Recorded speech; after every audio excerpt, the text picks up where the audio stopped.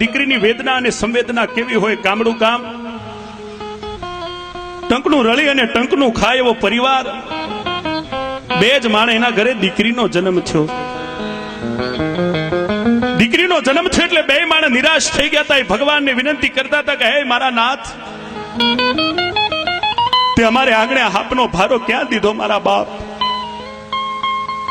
ધીમે ધીમે ધીમે દીકરી એમ કહેવાય કે 7 વર્ષની થાય. અડધીક રાતનો સમય, એ ગરીબ માણસના ઘરમાં ફાટેલી તૂટેલી ખાટલીમાં દીકરી હુતી છે.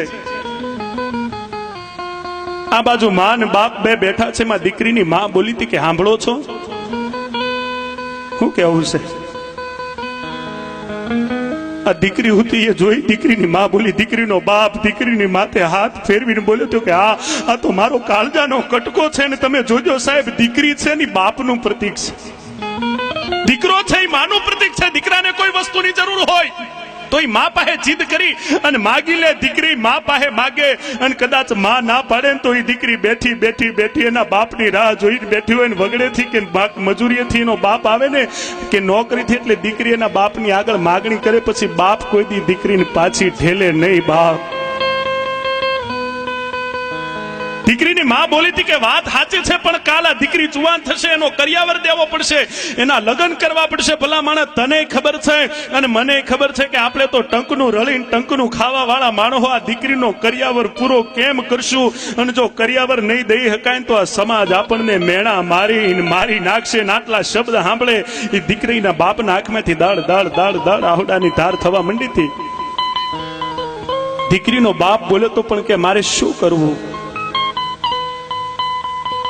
અને દીકરીની સાંભળજો, માં બોલે નહીં પણ એ ગરીબાઈ અમારા ગામડાની અભણ જનેતાના મોઢેથી બોલાવતો હોય કે એક કામ કરો, કાલ સવારે આ દીકરી જાગે ને તમે ને મારી અને ખાડો કરીને દાટી દેજો. કોઈ પૂછશે ને તો આપણે એમ કહીશું કે અમારી દીકરી ખોવાઈ ગઈ છે. બીજે દી સવારનો સમય થાય, બાપ દીકરીને માં દીકરીને જગાડવા જાય પણ આજ માં દીકરીને જગાડી નથી શકતી.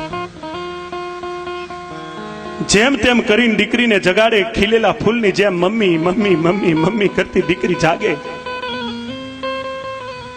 માં દીકરીને નવડાવે, પોતામાં ખોળામાં બેહાડે. દીકરીને ખોળાને બેહાડીને માએ આજ ખૂબ ખંતથી દીકરીના માથામાં 2 ચોટલા ગૂંથ્યા હો. હાથમાં લીલી પીળી બંગડીઓ ઘરમાં હતી ને આજ દીકરીને પહેરાવી, કપાળમાં ચાંદલો કર્યો. દીકરીને પહેરવા માટે નવું ફ્રોક કાઢ્યું. એટલે દીકરીએ કીધું કે મમ્મી મારે બહાર જવાનું છે. કારણ કે મારા ગામડાના ગરીબ માણસને તો છોકરાને નવા લુગડા પહેરે એટલે એને એમ કે મારે બહાર જવાનું છે. દીકરીની માં બોલી હતી કે હા બેટા, આ તારા પપ્પા છે ને તને બહુ દૂર લઈ જવાના છે. આ બાજુ બાપ એક આંગળી દીકરીને પકડાવે, ખંભે પાવડો કરી ધીમે ધીમે ધીમે ધીમે ગામની બાપ પગ માંડે. જંગલ આવી જાય. હવે બાપને એમ થયું કે કદાચ જો પહેલા દીકરીને મારીશ ને તો એના માટે ખાડો નહીં ગોદી શકું, કારણ કે દીકરીની લાશ પડખે પડ્યું છે ને, મારાથી ખાડો નહીં ગોદી શકાય. બાપને એમ થયું કે પહેલા ખાડો ગોદી લઉં. આ નાનકડા ફૂલને મારતા કેટલી વાર લાગશે ની. બાપ ખાડો ગોદવા બેહે. આ બાજુ એક બાજુ દીકરી બેઠી બેઠી બેઠી એના બાપની સામે નજર માંડે. આ બાજુ બન્યું એવું કે બાપે ખાડો ગોદવાની ગરમીમાં થાક લાગે, પરસેવો વળે, બાપ થાક ખાવા હેઠો બેહે. અને આ દ્રશ્ય દીકરીએ જોયું. પોતાની જગ્યાએથી દીકરી ઊભી થઈ, ધીમે ધીમે ધીમે ધીમે ડગ માંડ્યા. અને જેનો બાપ થાક ખાવા બેઠો હતો ને એનું નવું ફ્રોક ઊંચું કરીને દીકરી ફ્રોકથી એના બાપનું પરસેવો લોવા માંડી હતી. મારા બાપ તને ગરમી લાગી હશે બાપ.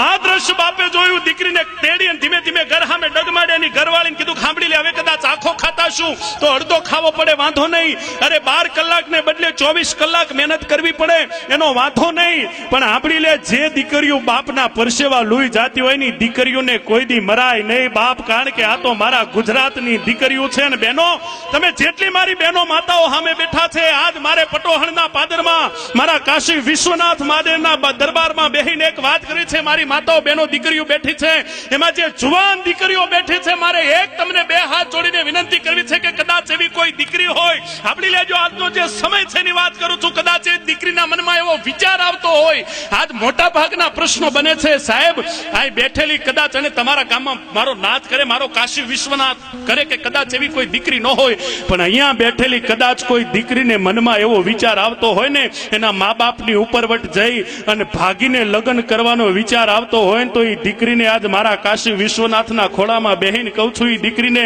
કે કદાચ આવો વિચાર આવે ને તો એકવાર ઘરમાં જઈને તારા બાપની સામે નજર માંડજે, તારા બાપની આંખની સામે નજર માંડજે. બાપ તને આવો વિચાર નહીં આવે.